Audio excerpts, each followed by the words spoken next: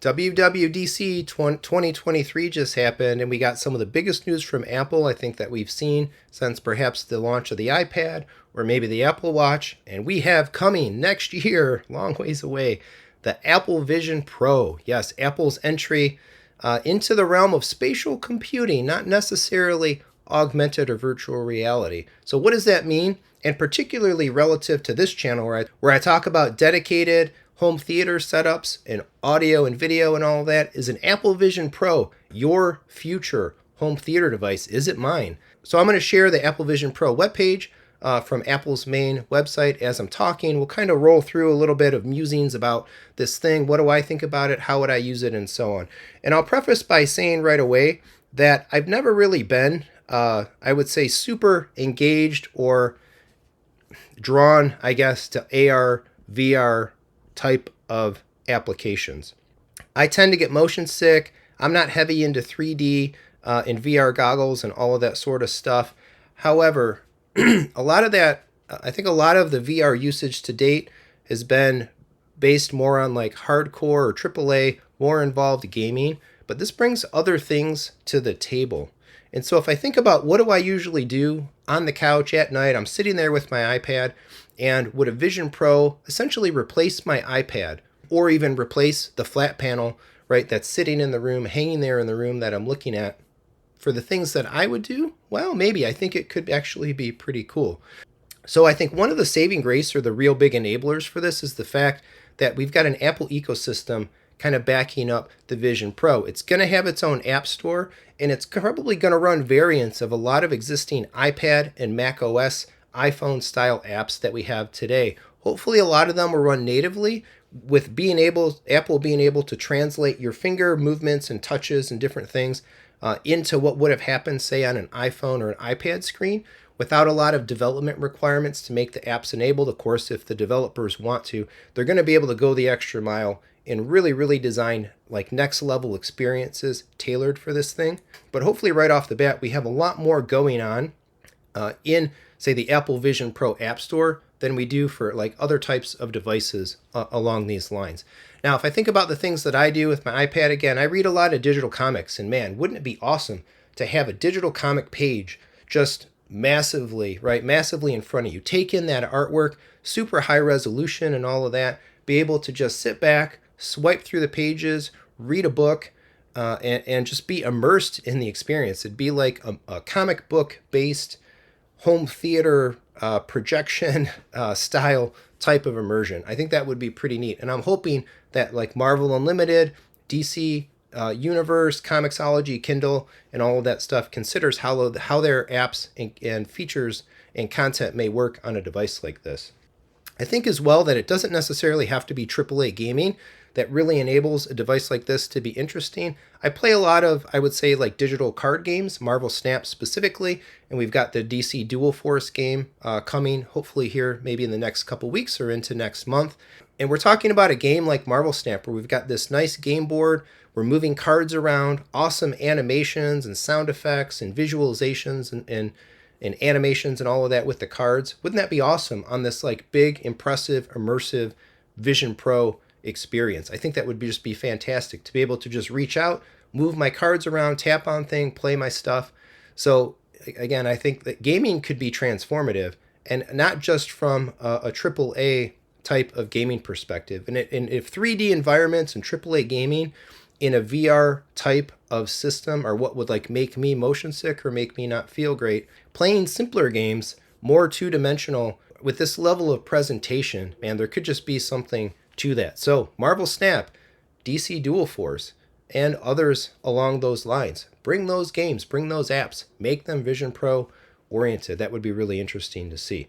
And then lastly, the big one, let's talk about the idea, does this thing replace a home theater? What does it mean if a Vision Pro is your display device for home theater? Well, right off the bat, if you don't have a dedicated room, I happen to have one. I've got a 163-inch scope screen. It's a projection-based setup with all this immersive audio and all these things going on. It's a massive screen, a completely immersive experience, but not everybody can afford that. And I can tell you right off the bat, as much as the Vision Pro costs at like $3,500, that dedicated home theater room is way more expensive than that. So if we're talking about high-end, high-resolution, high video quality, hopefully HDR and Dolby Vision and all that stuff, we got an OLED-based display here. This thing could look pretty fantastic with a massive virtual movie presentation, maybe replacing the need for a dedicated home theater, maybe taking away the value of having a projection-based system. Now, there are some elements to it as well. I've got a room that I can go sit in for an immersive home theater experience, so my wife and I can go in there. My kids, the 4 members of our family, can go in there. We can have friends come over. Am I going to have 2, 4, 8 Apple Vision Pros just sitting on some stands on the wall so everybody walks into the theater and kind of throws one on? I could still probably buy 8 of these things and have a lot of change left over relative to what the home theater cost me.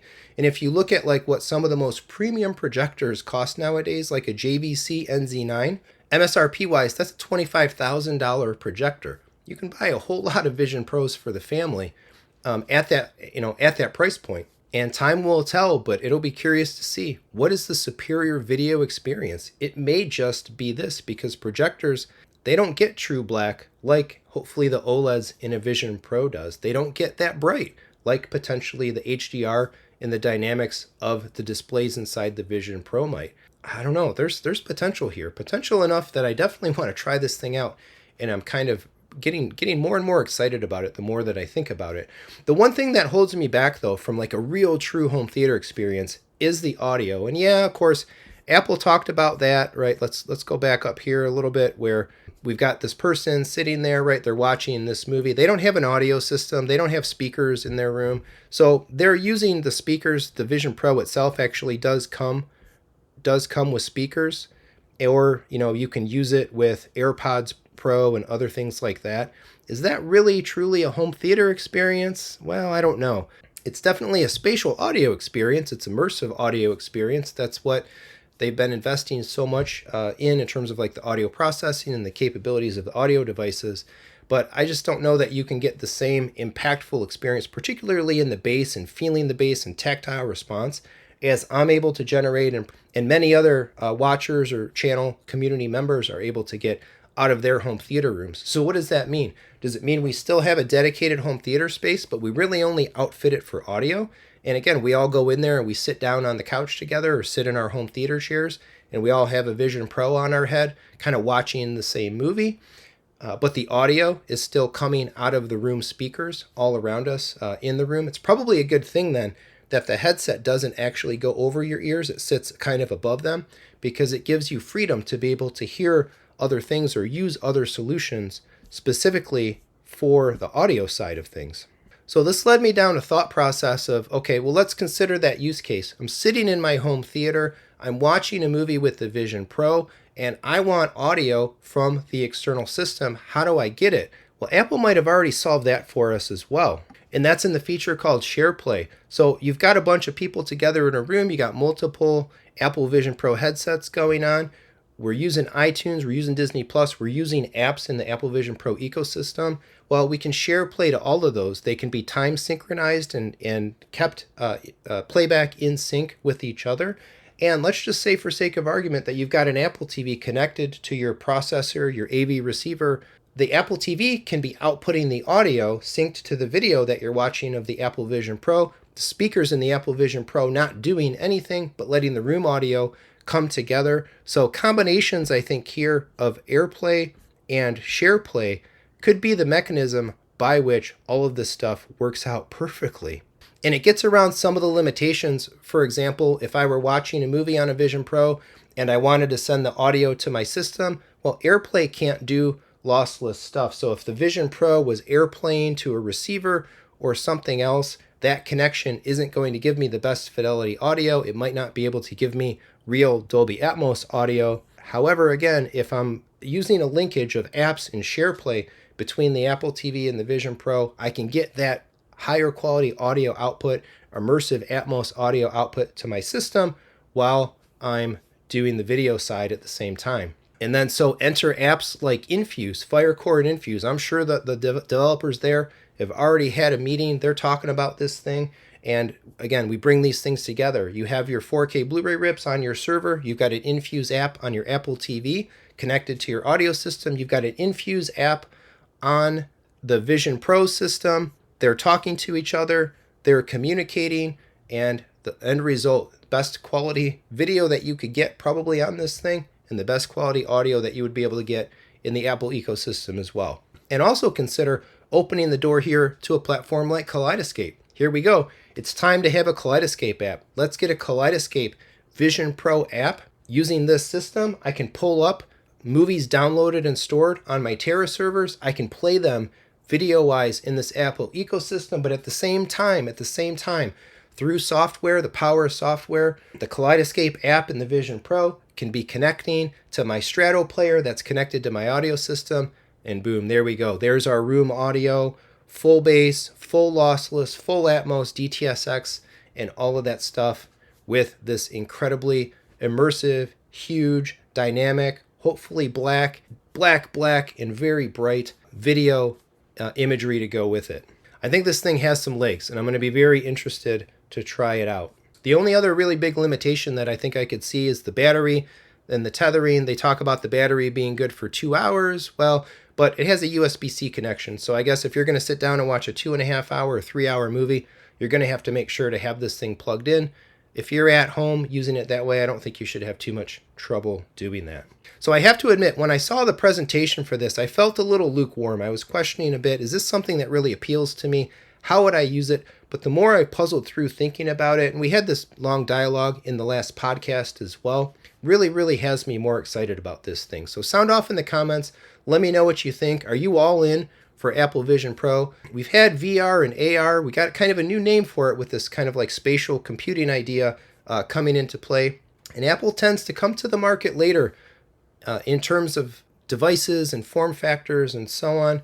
And I say this as a little bit of a fanboy, but in the end, they might enter the market late in some areas, but they usually end up entering these markets very strongly with really great solutions and offerings and products in them, and kind of taking them over. I think the iPad is an example of that, and the Apple Watch is a good example as well. So sound off in the comments. Let me know your opinions, your take, your eagerness or malaise for the Apple Vision Pro. Otherwise, please do all the regular YouTube stuff. Like, subscribe, hit the bell for notifications, share the video, and all that. And if you'd like to support the channel, there's super thanks, there's PayPal and Venmo tips available. And please do your shopping on Amazon or your premium home theater shopping with audio advice via my affiliate links. Thanks so much for watching. I'm going to be talking about this more as the months go by into next year, and I really want to get my hands on one of these things. So let's keep the dialogue going. Thanks so much for watching, and come on back for more home theater discussion and fun.